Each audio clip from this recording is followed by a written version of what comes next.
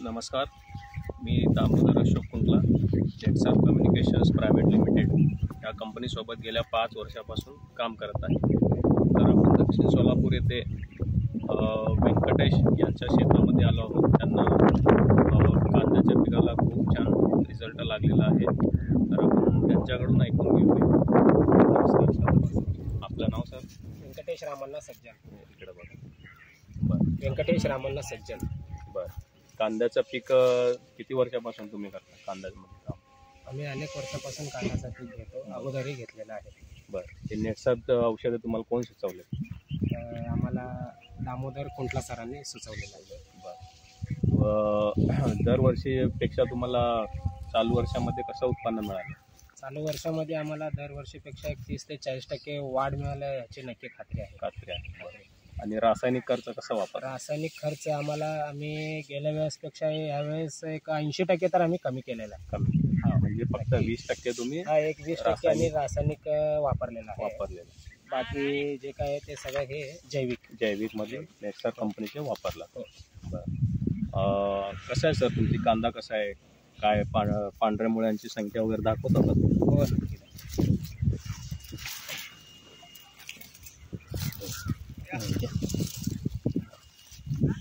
पण पाहू शकता पांढरे मुळे भरपूर आहेत.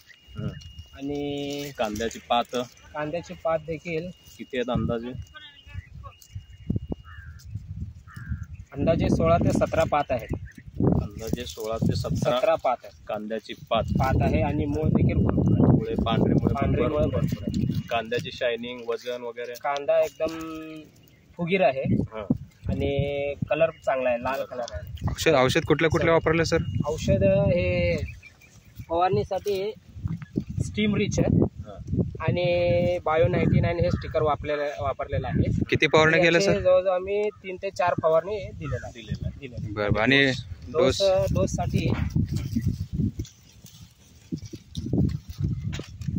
डोससाठी शेत आणि NPK 3 डोस दिलेला आहे. 3 डोस दिलेले. बरं, तुम्ही समाधानी आहेत का सर? हो, समाधानी आहे. म्हणजे पहिल्यापेक्षा कमी खर्चामध्ये तुम्हाला जास्त उत्पन्न मिळालं? नक्की समाधानी आहे. इतर कांद्याचे जे शेतकरी कांदा पीक घेतात त्यांना तुम्ही काय सांगू इच्छिता? नाही, नक्की इतर सर्वांनी वापरायला हवे. जैविक वापरावे, नक्की वापरावे, कारण हे फायदेशीर आणि फरक तर आम्हाला 100% दिसून आलेला आहे. थँक्यू.